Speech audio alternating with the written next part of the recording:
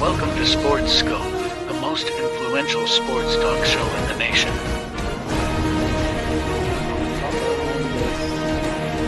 What is today, the 19th? Stay tuned for updates and great sports content.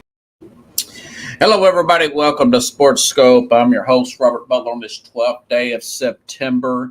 I want to get into the Jets situation. Aaron Rodgers tearing his Achilles, going to be out for the season. That may be career ending. It's very unfortunate, but now what? You got to move on. I know that story broke early this morning, and the Jets are going to have to, move on from here. Talk about the options they may have at quarterback. Adjust the predictions for the season for that team. But it was a good win, though. I went to bed last night thinking, man, I bet on that game and took the Jets. They were 2-point underdogs. Took them on the money line, thinking that game was over with. Of course, they came back and won the game in overtime, which brings to a take on the Buffalo Bills and whatnot. We're going to talk about. There's a lot of teams needing quarterbacks. That I was just here a few days ago talking about maybe some of these quarterbacks should just stay in college another year because it's going to be an overflow of quarterbacks and such a need. But if you look at some of the deterioration of what's supposed to be franchise quarterbacks, there may be a bigger need than people think coming into the 2024 draft. I'll talk about that as well. Go over teams like the Titans, Seattle, Mac Jones, going to talk about him, give you my Power 5 and more. So let's go ahead and take our first and only break, and we'll come back and hit the ground running here on Sports Scope in about 49 seconds. Hello, Sports Scope followers. The program has seen tremendous growth since going 5 days a week. I just wanted to thank everybody for your cash contributions and sharing the program with friends and families. Just a reminder, if you want to contribute to the program, go to the Cash App, the cash sign, and Sports Scope. There are other ways to contribute to the program listed at the bottom of the screen. If you want to advertise on the program, go to sports, that is sports with an S, another S, scope, SKOPE, at gmail.com, just like it's listed at the bottom of the screen. Thank you and enjoy the program. Righty then. Okay. Thank you, Pickles. So again, Rodgers tears his Achilles last night. This is what the fear was coming into this season. Questionable offensive line. The two tackles get healthy, and there's no Von Miller, so I'm thinking the guy's going to be okay anyways. 4 plays in, what do you know? I didn't think the injury was that bad, and then I saw the walking boot. Maybe it's a low ankle sprain. Now we know this morning it was a torn Achilles here. I had this team at 13-4, probably a little too optimistic watching these hard knocks and whatnot, but the defense played well. I predicted they would win. The defense played well. 3 interceptions. I want to say 4 or 5 sacks on Josh Allen here, and that's a whole other story, and I'll get to that here in a minute. So like I said, I had them at 13-4, 12-5. Now them closer to 9-8. This is probably a borderline playoff team. I do think this team has improved in other areas. Aaron Rodgers, maybe he hangs around and plays quarterback coach at least this season while he's on crutches with Zach Wilson. If you watch the Hard Knocks thing, he really, I don't think he's a guy, he wears his emotions on his sleeve. I think he really genuinely enjoys this experience with the Jets, and I think he's really going to encourage and teach. Zach Wilson had some good moments, I have to say. The guy actually had some pretty good moments last night as well. So if you're looking for a silver lining, if you're a Jets fan, they do not have to give up this first-round pick next year in 24. That will now be a second-round pick because Rodgers didn't take that many snaps. Also, you won the game last night. Okay, you won the game last night. Spot Track put out the available quarterbacks. They said, well, you've got guys like Carson Wentz, who's got plenty of wheels. He's a very good runner. Joe Flacco, I wouldn't go with Flacco or Matt Ryan. They're a stick man back there with this shaky offensive line. You definitely don't want to, sign those guys for a few days, and then they tear their Achilles. Players like Colt McCoy. Now, Nick Foles is a quick study. Nick Foles, Super Bowl winner, playoff winner. He's a quick study. Now, that'll be a guy I would bring in to work out. He's available. Trevor Siemian, Chase Daniel, I wouldn't think so. Spot Track also mentioned potential trade candidates, people like Casey Keenum, Mitch Trubisky, Gardner Minshew, and Detroit's Teddy Bridgewater.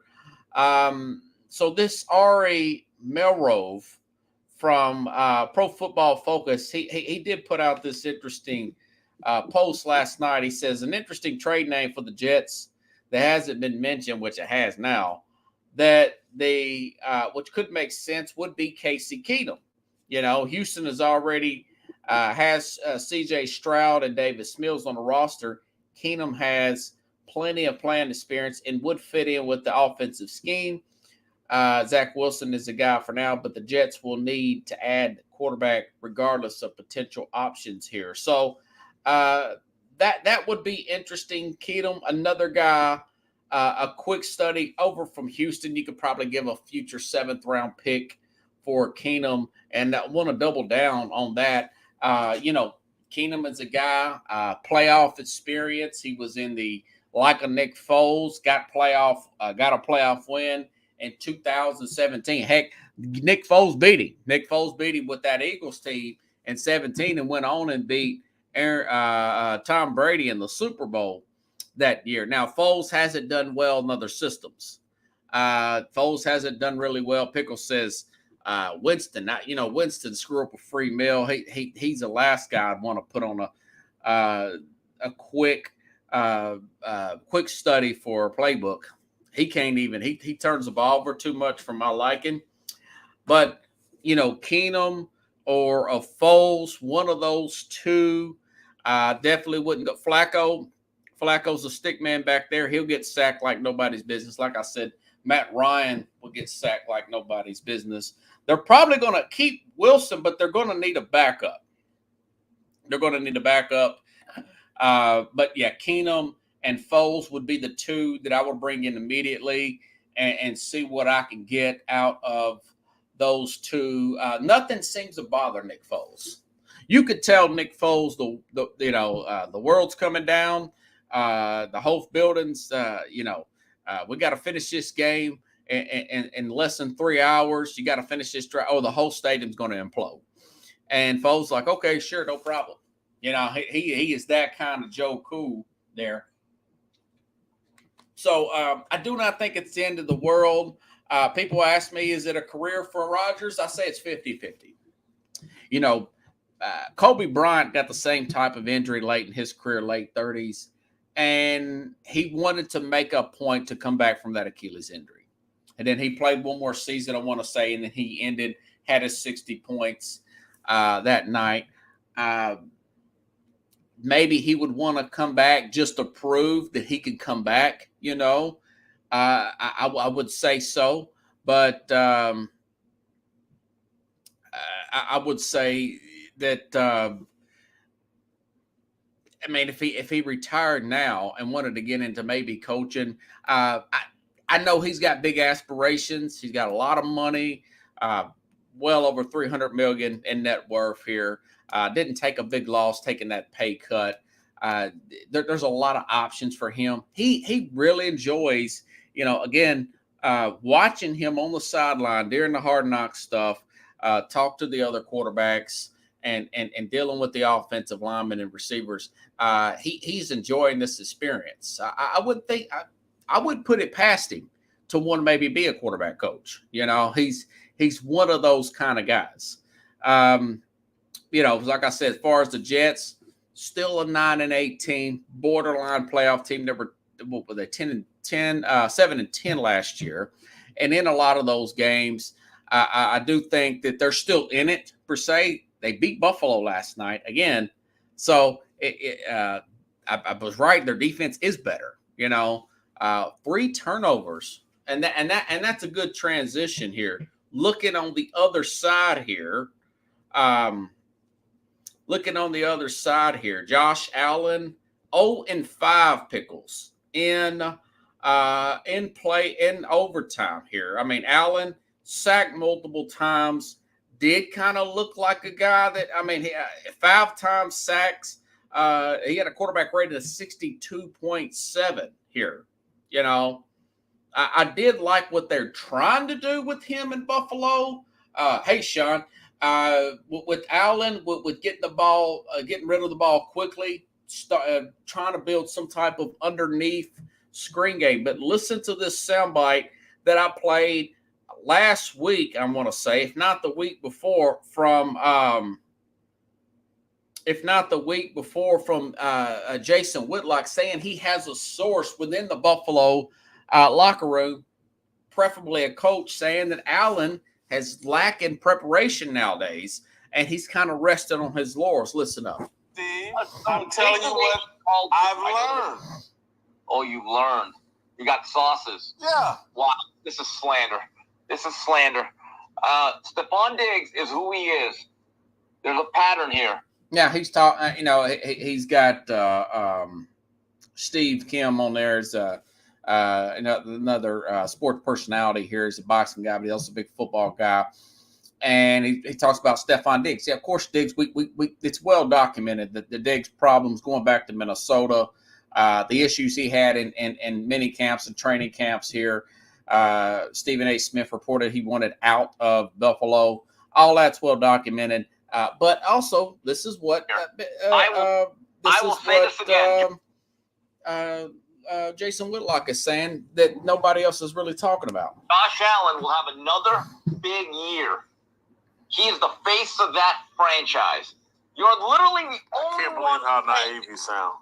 I can't. I'm not the only one saying it. I'm saying everybody in that Buffalo locker room knows it.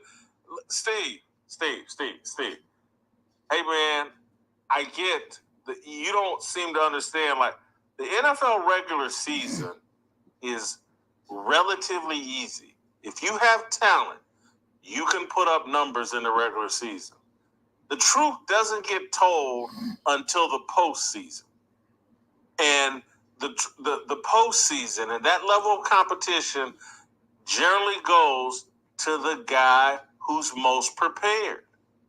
And that's not Josh Allen. He's super talented. And he's not the only super talented guy that struggles in the postseason. Lamar Jackson would be another one. I haven't heard anybody say Lamar doesn't put the work in, but I heard people say he struggles in the postseason. There's a reason why Josh Allen, in particular, you go look at that Bengals game, he struggled mightily, and people believe chickens came home to roost. Yeah, and so there may be some truth to that, and we saw that last night. He's lost, I want to say 2 straight. He's lost twice to Zach Wilson. Okay, this is a second loss to this Jets team. So Pickle's saying he's got no reps in practice. There's got to be something there. There's got to be something there. I think a little bit of it is Sean McDermott as well. I've talked about that at the end of last season. They do not have a steady running game.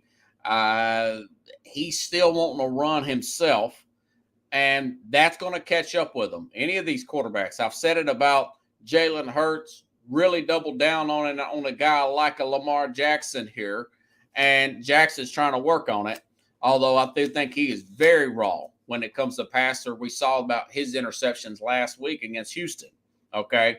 But Allen, another overtime loss. I predicted this loss. I didn't think it was going to happen like this, that this team would go 9-8, and maybe they get to be 10-7 now because of Aaron Rodgers going down and that team not being a 13-4 team. but I'll still say that is going about the way I projected it to go, starting with this loss. All right. So you look at this Buffalo team. Teams are starting to figure out Allen's tendencies, starting to figure out his tendencies.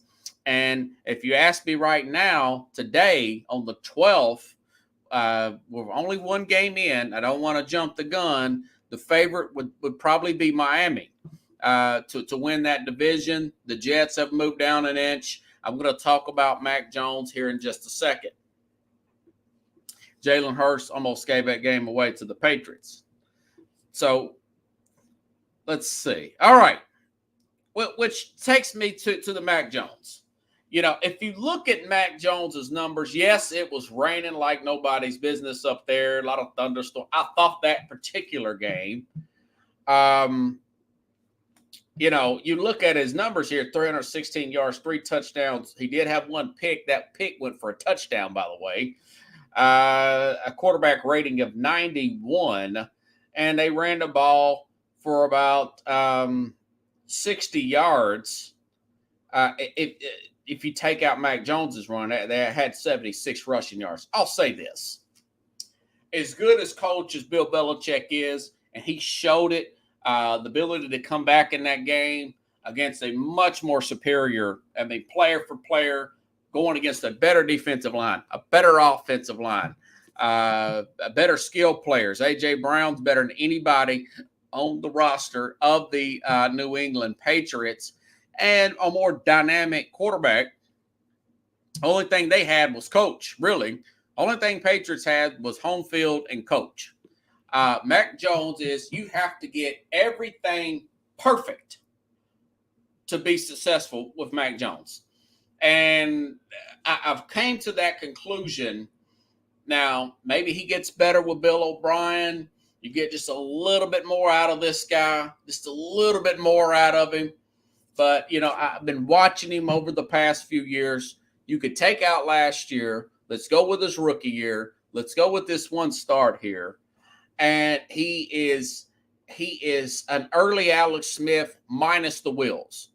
He's a stopgap quarterback. Stopgap is just a slightly above a backup. Stopgap is a guy that you have to put a quarterback in there. You know, Taylor Heineke. That's exactly who he is. I mean, looks like, throws like, got some running skills. When you there's nobody in free agent you can get. You cannot get a Matt Stafford in free agency. You know, you can't get an Aaron Rodgers or Tom Brady in free agency.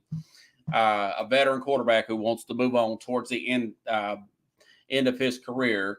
You drafted too low. You didn't find a guy in the draft that you feel like you want to start. And then you got leftover players, Teddy Bridgewater, and you've got guys like Mac Jones. That is what Mac Jones is. And that's what we're going to find out towards the end. You have every little thing. And the truth of the matter is, I don't know how he's got away with it, but Kirk Cousins is a stopgap quarterback. You know, he's a stopgap quarterback that has just seemed to have gotten lucky.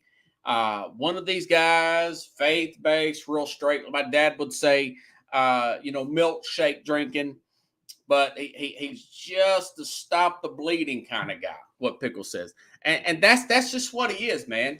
I mean, you watching that game and you cringe on every little play. They have to do 8, 12, 15 play drives, and you cannot make a mistake.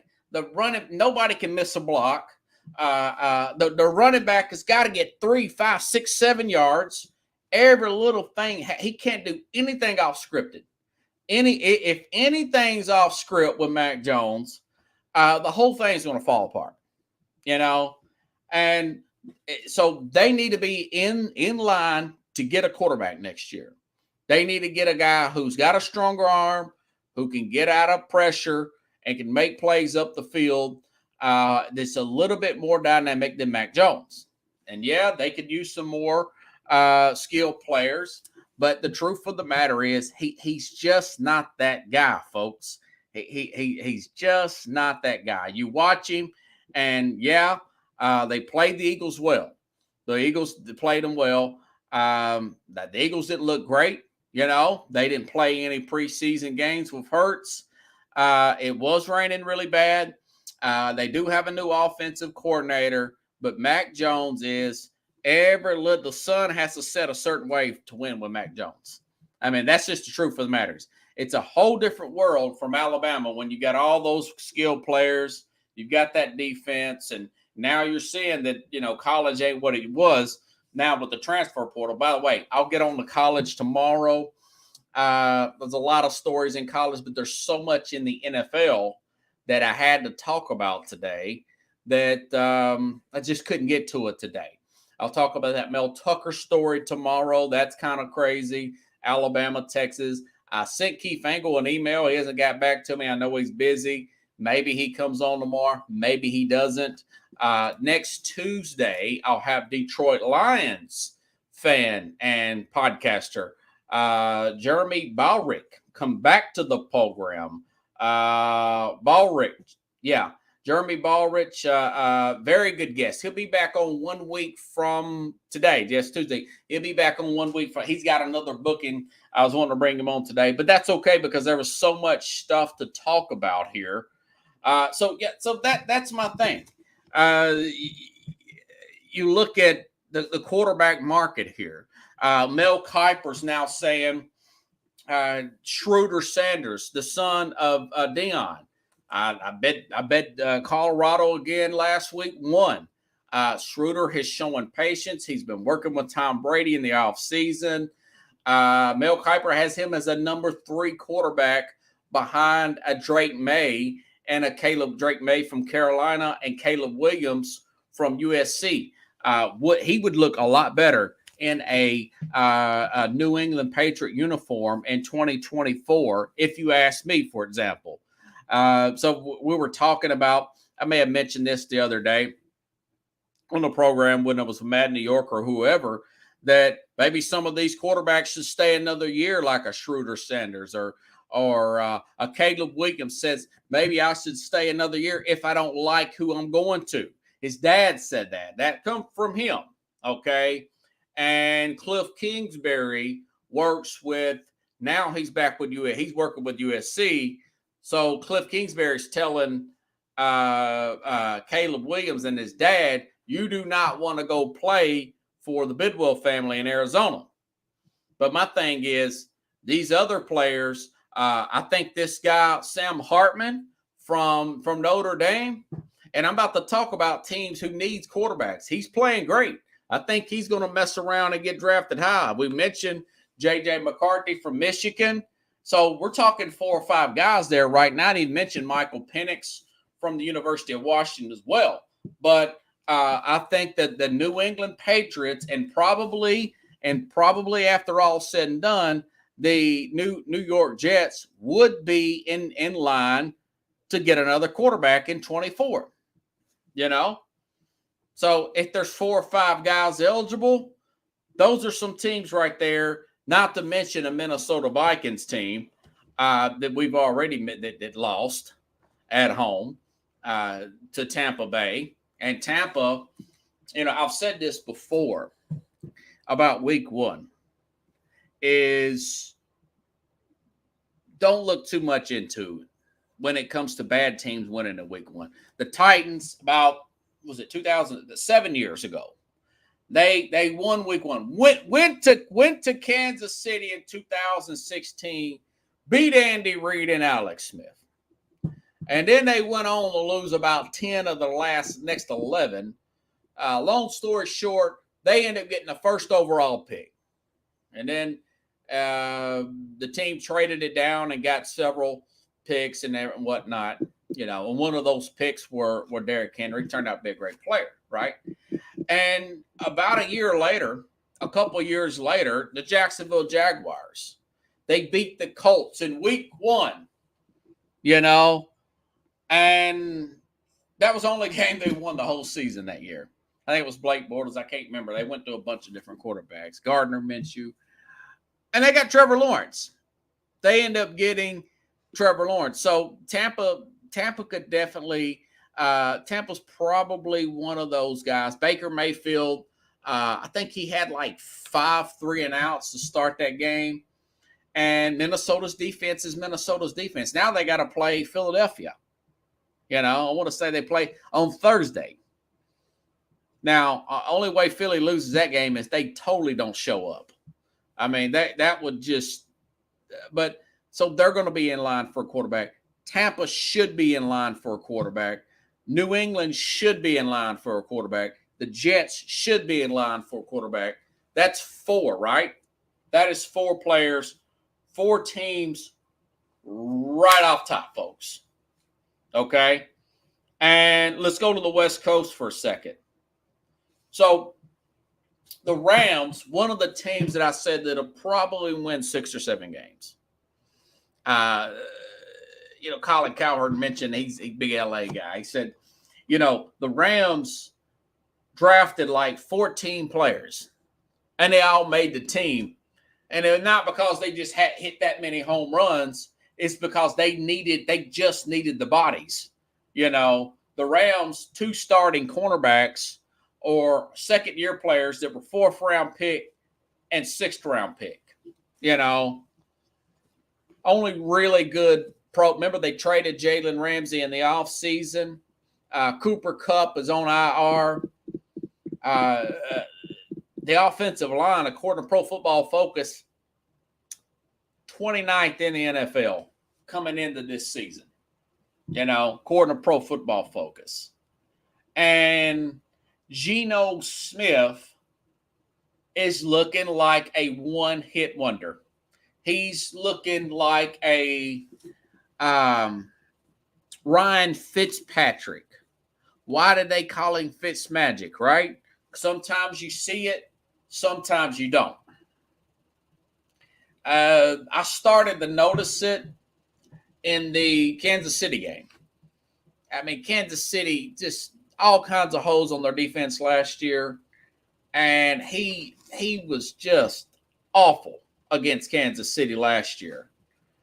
And I thought to myself, I just wonder if, they got beat 24-10. He had 25 of 40, 1 touchdown, 1 pick, had like a 74 rating there. And he just could not get anything going. This was yesterday with 3 receivers that are supposed to just set the world on. One being DK Metcalf, right? Kenneth Walker at running back. Zach Shermont. This guy has a 44 QBR, 84 rating, 1 touchdown, 112 yards against a defense that has more holes than a golf course into it.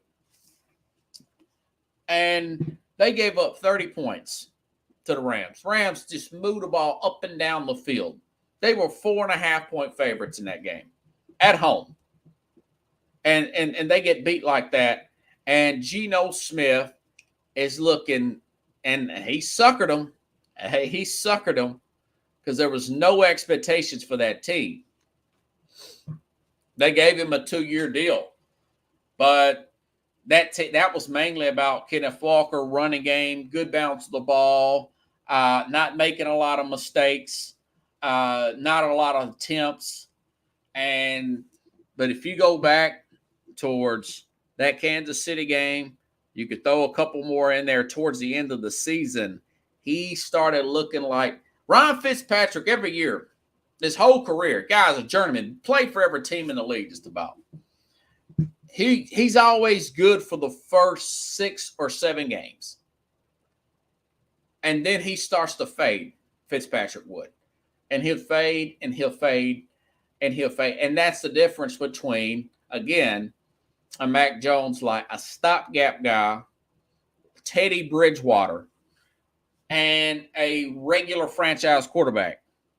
And I'm thinking already that's what Pete Carroll's thinking. Man, this guy, he is a bill of goods, man. He is back to being Geno Smith again. It turned midnight for Cinderella, and it just is what it is. Pickle says you can't count Pete out. Yeah, Pete. Yeah, they can bounce back because they had a huge draft. Witherspoon, Adams ain't quite came back yet. Jamal Adams hadn't come back yet. Witherspoon is still getting his footing. This top cornerback that they got from University of Illinois. They still got Kenneth Walker. They still got that running game. Now, I think that their left tackle here, has got turf toe. Charles Cross, he's a second-year player. So he's going to be out for a little while. They picked up Jason Peters, 40-year-old tackle. Maybe if he can play a few games here, 3 or 4 games, they might be able to. But Geno Smith, Seattle needs a quarterback, folks. I mean, Geno Smith is another backup stopgap guy. He just is. And as far as the Rams are concerned, I think that they have depth issues too. A lot of dead money. I think that was one of those, although that Tutu Atwell looked good, that's a good fantasy team. I mentioned this before in the preseason. The Rams are going to be a team. They didn't look that way against Seattle. I think that was a fluke. But they're going to score a lot of points, and they're going to give up a lot of points. As long as Stafford's healthy, they're going to be a good team to play for and against in the fantasy world. Stafford looks completely healthy. How long would that last? Nobody knows. Sean McVay definitely. And that's why I was saying that Sean McVay, after that Super Bowl, he wanted to retire then, take a TV job, and he'll get bored with that after 2 or 3 years. And then he was wanting to come back and go into the perfect situation. I guess he felt guilty like he was bailing, which he was. And then, of course, he got talked into coming back by somebody, pressured into coming back. And then, of course, they had last year where they were pretty dreadful with injuries. And they're having this year where they're trying to just get away a lot of their dead money to fall off their cap and start back over. So is there a situation where Matt Stafford may get traded at some point? Yeah. Or next year, there was some speculation that maybe Atlanta trades for him. Because Desmond Ridder, as good as Atlanta looked, yeah, they won, but it wasn't because of Desmond Ridder. They got all them. Drake May, Kyle Pitts, really high draft pick a few years ago. I like Bijan Robertson, scored a touchdown. Bates, the safety they got from Cincinnati, 2 interceptions here, looked pretty good on defense as advertised against even though they got beat. I actually did like the way Bryce Young played in that game. But, I'm already going to tell you, right, Ritter's not the guy either. Matter of fact, that their backup may be in there at some point. The backup there that used to be from the Carolina, Al-Jazeer had 2 touchdowns. So they got a good line, good running back, good skilled players. And that tells you it's still about the quarterback, folks. It's still about the quarterback and protection of the – Tennessee's got a lot of good skilled players. Derrick Henry, a total beast. And you get this guy in the ball in space. I like what Tennessee done. Getting the ball in the space to Derrick Henry, getting some screen passes here. He made a highlight, but he ran over another safety for the Saints here. DeAndre Hopkins still looks like he's a Trayvon Burks. Physical specimen, kind of looks like a poor man's DK Metcalf. But you've got Ryan Tannehill and that team. Tannehill with 3 interceptions. As I predicted, I thought that this 4-6 games is really going to catch up with them because of Nicholas Petit-Frere, the right tackle, the second-year guy out of Ohio State. He's been suspended, because of gambling issues, and there's nothing on that right side. If you watch, I watched a replay of that because, on Sundays I watch watch Red Zone, which is in and out. And I play a lot of fantasy. I had some wager and hit a parlay, a 3-game parlay with a free bet there on Washington, Atlanta, and Baltimore. But you can see those on his right side. He's rushing that throw. He's telegraphing that throw, and there's not a full extension in it because he's afraid he's going to get hit. That right side where Hubbard is, he's just the fill-in guy, is caving in on him, and that's where he had the 3 interceptions. One of them was to it might have been 2 of them actually, to DeAndre Hopkins, aimed at him, and he telegraphed it so much he wanted to get rid of it so he wouldn't get blasted. And of course, they got intercepted and ultimately lost the game by 1 point. That's one of the games that I thought that they should win that they didn't. Okay. And this first 6 games, they got to play the Chargers next week. They got to play Baltimore later here in the next few weeks. They've got to play Cincinnati. They've got to play Cleveland. All these really good teams here. Although Baltimore's falling apart and the Chargers, they got LA next week. Now, judging the way LA played last week, judging the way the Chargers played against the Titans last year, where Tennessee pushed them to the wire when they were in much worse shape than they're in now, that game being here in Nashville, an early start time, I can see Mike Vrabel out-coaching Brandon Staley and Tennessee pulling off a victory there. But they're going to be underdogs. I mean, they've got an offensive line advantage. They got defensive star power advantage. Not by much, though. Artie Key had a good game. And but they got a quarterback advantage. They got a massive quarterback advantage there. But Tennessee's got the coaching advantage, and they got the home field advantage because that game's going to be played here in Nashville. So that'll be an interesting game to see how it plays out. But that's why I didn't pick them to make the playoffs, folks. I'm not here to make you feel good. I'm here to tell you the truth, what I really think. Could they time some things up and switch some people around and possibly go on a run and start with beating this Charger team? Yeah, possibly. Could they beat a Cincinnati team that's playing a Monday night in a few weeks and come play here after Monday night? Yeah, possibly. But at some point, I do believe that Tennessee, there's a good chance that maybe Malik Willis plays, or I would prefer, if he can stay healthy, which that's a big if, Will Levis plays at some point. If this team is, say, Pickles, they're 0-6 after that stretch I just mentioned, would you consider playing a Will Levis, playing a Malik? I would. I'm not trying to be Debbie Downer after one game. I'm just saying this is something that management has to talk about. Okay?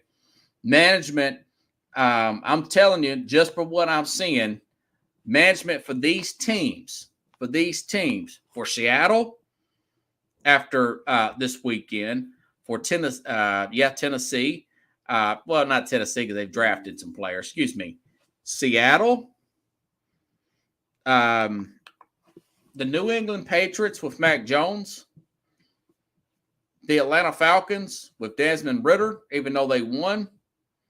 Okay, those 3 right there. The Jets, obviously, with what happened there, those are teams that management's saying, we're going to have to do something about this. We're going to have to probably go after a quarterback early if we can. I don't know about Sam Howell. He had his ups and downs, but they won. They beat Arizona. Okay. So there's going to be more of a need for quarterback than one would think, in my opinion.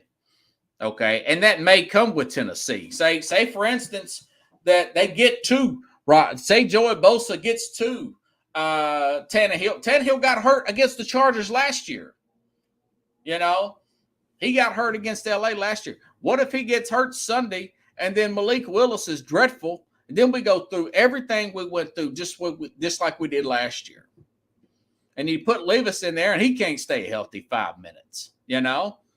So if they go 2-4 during this 6 games, you say, why 6 games? Well, 3 to be back after 6 games. Plus, those are some very hard teams Tennessee's playing, okay? Some very physical teams.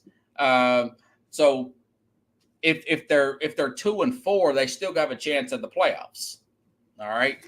Jacksonville's got to play Kansas City next week. Kansas City's going to have more time to prepare. Chris Jones is coming back. He just re-signed. There's a chance with 12 days between games that maybe Travis Kelce plays. And then maybe Jacksonville gets their one loss. And then Tennessee upsets the LA Chargers. Then they're back 1-1 again, you know. Because like I said, this is a 2-game. Said Houston will lose and Indy, those will be bad teams. You know, that's what I said. So as far as Denver, that possibility may be a sign too.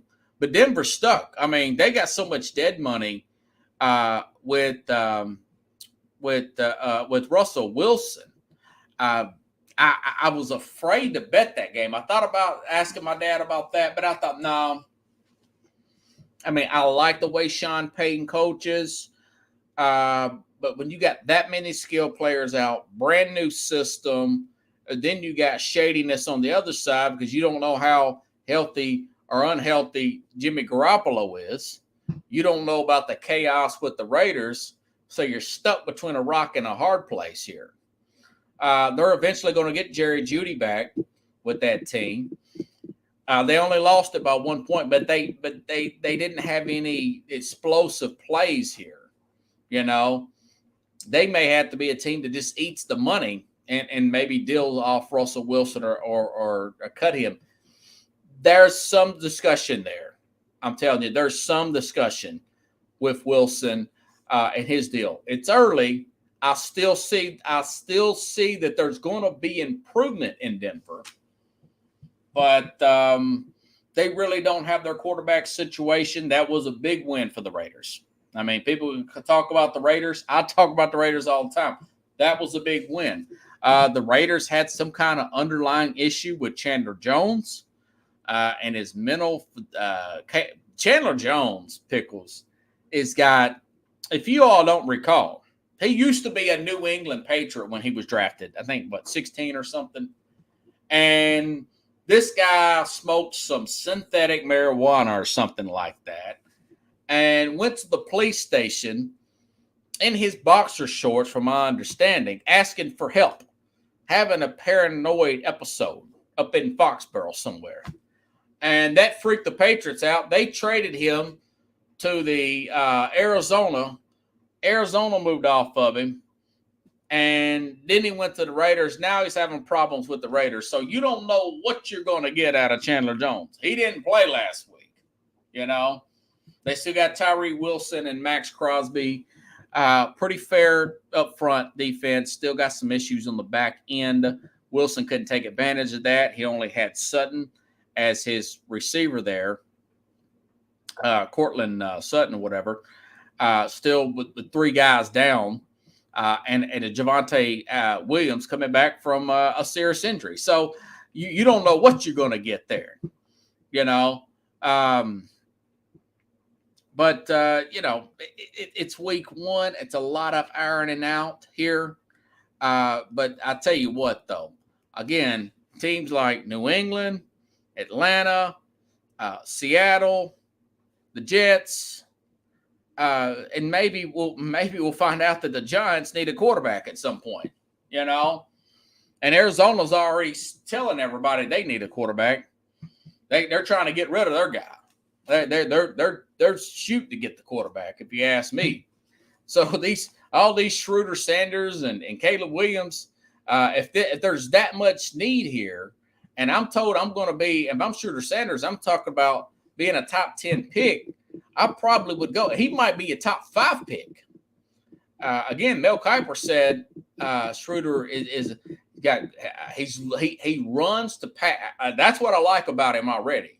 The kid runs to pass. He doesn't run to be running.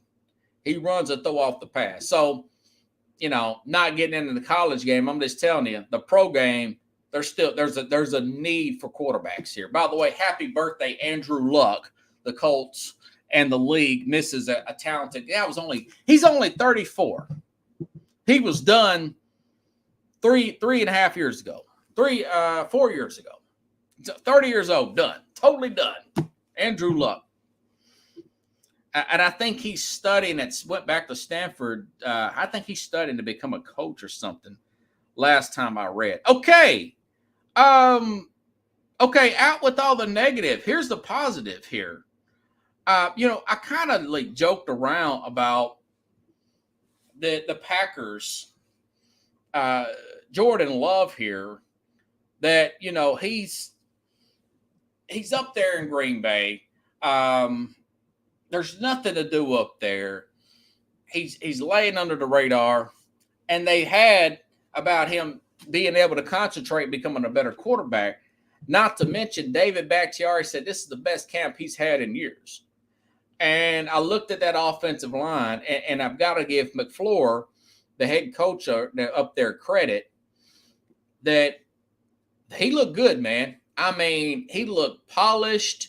He looked decisive. I have to call a spade a spade. Jordan Love, it's just one game, 3 touchdowns, 123 quarterback rating, 15 out of 27. That is very efficient, and he ran for 12 yards. No interceptions. Got sacked one time on the road at the Bears. Played really well. Now, Aaron Jones got hurt in that game, and he had a great game. Aaron Jones had a great game there. So it was funny that, he's set for 3 years behind Aaron Rodgers. And ironically, like Aaron Rodgers, set 3 years behind Brett Favre. Now, this is one game. And, clean pocket. Bears did everything they can to screw that game up. Didn't even have Christian Watson. And that game never felt close to me. That game never felt close. So the flip side is the Chicago Bears, who Brian Poles, who did not draft Justin Fields. They've got plenty of money in cap room, okay? Even after all the moves they made, they still got a lot of money in cap room. I'm thinking that conversation has already been had in Chicago, and they're already saying if this kid can't do it here with the offensive line that we put together with Darnell Wright, with acquiring DJ Moore, high-end wide receiver in his prime, 25 years old, acquiring him, re-signing a tight end, Cole Kmet, trading for a guy, a third receiver, which, Chase Claypool, who knows what he's thinking. And then you got Darnell Mooney here. All right. If he can't do it here, we've upgraded the defense. They got Darnell Wright in the draft, right tackle, University of Tennessee, supposedly playing well. And do you want to say Eberflus is not the offensive-minded head coach that he needs? No, I think Fields has got a little bit of Josh Allen in him, likes to wing it. Remember, the knock on Fields coming out of Ohio State is he didn't study enough. And then people were saying that some of the rival teams were putting that information out there, so he would fall to them. He did fall. Remember, he wasn't the number 1 overall pick. I think Chicago traded up in the teens and got him. And I thought he looked great. Everybody looks great at Ohio State. I mean, now we're seeing Mac Jones look great at Alabama. Well, he was throwing to Jalen Waddle and who's the other? Devontae Smith, who won the Heisman. Justin Fields, who was he throwing to at Ohio State? Chris Olave, okay. Marvin Harrison Jr., I think he might have been a freshman, but then again, I may be off a year or two. But they've had great receivers every year, So the jury's out on him as well. They'll probably make a decision by Thanksgiving, yay or nay, with him. And so far, he's off to a bad start, man. I mean, he's lost out there, But we'll see. We'll see how things go. Some people were dogging out Jordan Love in practice, but we saw what Love was doing, man. Oh, no. Jordan Love had a pretty good. Jordan Love's been quiet. I got him mixed up with Trey Lance. Excuse me. It's because they're up in Green Bay. Nobody's paying any attention to them. Everybody's expecting them not to play well. And quietly, that Musgrave guy had a pretty good catch here. I can see some chemistry developing there. Romeo Doubs, Aaron Jones. Same year, different year, same result. They beat up on the Bears, So pleasantly surprised. I've been really negative here. But yeah, going back to so the Power Five here. Let's go to the Power Five here, folks. After you've heard all my grievances here, right?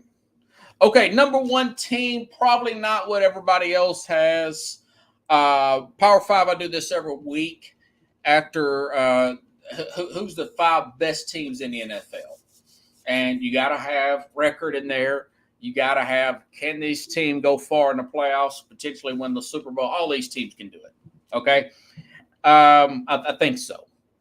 San Francisco, going across the country, your best defensive player, signed 5 minutes ago, early start time. Everybody's expecting big things, including myself. I had the Steelers winning about 11 games this year and beat the Steelers, beat them 30. Pickles, I had to go back and look at that and said, did they beat them 30-7? Did they really? And Brock Purdy totally taking a step forward. The injury did nothing to his confidence with T.J. Watt breathing down his neck, dealing like nobody's business, developing early chemistry with Brandon Ayuk here. Second-year quarterback. I told you guys that those are my Super Bowl picks. A lot of second-year quarterbacks go to the Super Bowl. Some win it. Some don't, but I do expect them to go this year. So look very good. Early start time like that. Really played well. San Francisco, both sides of the ball. They are my number one Power 5 team as of this week. It's only week 1, but I give you the Power 5 every week, right? Some may say this is a little high, but when you go on the road and beat your rival team that was, by the way, the Giants were in the playoffs last year. People could say what they want about how they got there, whether they beat Minnesota or not, but Dallas went on the road and beat them 40-0. I told you all I thought this defense was going to be really good with the addition of Stephon Gilmore and another year with Michael Parsons learning this system with Dan Quinn and having Dak getting into this running game. All that speed, the upgrades on the offensive line, even though they had some guys missing, right? So I got to put Dallas at number 2, man. This is the best Dallas team since, not as good as, but since those Jerry Jones teams. So I got Dallas at number 2. Miami, this is another one. I didn't think I'd have them this high.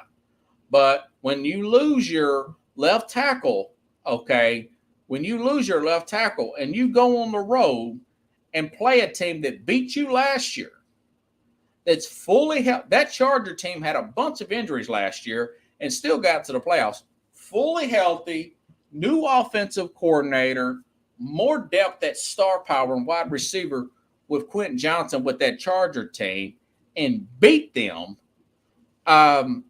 That was impressive. That was really impressive here. They got the new defensive coordinator. They don't even have Jalen Ramsey back. They don't have Terran Armstead back. So I got Miami at number 2. I think Miami's now the favorite, 110 quarterback rating for Tua. Miami's probably the favorite, in my opinion, to win the AFC East. Thank you, Kathy. Another one nobody's going to buy into, but I am. The Cleveland Browns defense held a borderline MVP player, a guy that's been in the playoffs, in an AFC Championship game 2 years in a row, Super Bowl. Joe Burrow to 82 yards, okay? And they ran for over 200 yards against that Cincinnati defense. It's very physical Cincinnati defense. They lost some safety guys, but they're still Cincinnati up front. But they did lose their right tackle, Jack Conklin, but the fill-in for Cleveland, Dalton Jones, did well. The commentators will say, hey, Jack Conklin, who's done for the season, by the way, the other guy, he's quiet for a reason. That's a good thing if you're an offensive lineman. You're doing your job. So played really well. I still expect Deshaun Watson to take another step, another rain game, but beating them 24-3. And midway through the fourth quarter, they waved the white flag. They said, we're done here. Cincinnati is. So I got Cleveland at number 4 here. Jim Schwartz, that run defense, he tightened that run defense. Darius Smith added on. Tomlinson on that defensive line. Schwartz has tightened that defense up. They're good on the back end. Myles Garrett, Defensive Player of the Year. I like Micah better, but Garrett, you can play him anywhere on the defensive line. I like Micah Parsons is blazing fast. So I got Cleveland at number 4. Even though they didn't look great, I still got Philadelphia at number 5. Philly, new offensive coordinator, new defensive coordinator, got a pick 6 Sunday, very high rating. I was reading something off of Next Generation Stats here. Jalen Carter, the Eagles, what did they say here? The Eagles accounted for 3 of the quickest defenders by interior pass rush get off in week 1, according to Next Generation Stats. Minimum of 15 pass rush. Jalen Carter, 0.68, and he's a big guy. Fletcher Cox, 0.62, and Milton Williams at 0.072. DeMarcus Walker was 4th, and Daquan Jones with Buffalo was 5th. So 3 of the fastest interior defensive line come from the Philadelphia Eagles. The way Al Michaels says, get your eagle on. Eagles still got a really good team. So I got the Eagles at number 5 here, and I think they're going to get better as the season gets along. My only complaint about the Eagles is they've got to start. Now, Nick Sirianni, I don't care who the offensive coordinator is, Nick Sirianni has got to get it through the offensive coordinator's head and Jalen Hurts' head that quarterback draw, not a quarterback sneak pickles, that quarterback draw that Jalen Hurts ran in the fourth quarter of that game, they cannot do that no more. That running like a missile head first into a linebacker, not a sneak like Brady would do, run underneath the center. When he ran at that linebacker for the Patriots and went down, that's how he hurt his shoulder last time. This team will fall apart like a house of cards if he goes down again. So you've got to get that out. That's my only concern for the Eagles. I like the two lines there. Of course, you got some age on that offensive line. Love A.J. Brown. Had this team winning a lot of games anyways. I think Dallas is a little bit better. You saw so far, Dallas looks good. Still very early.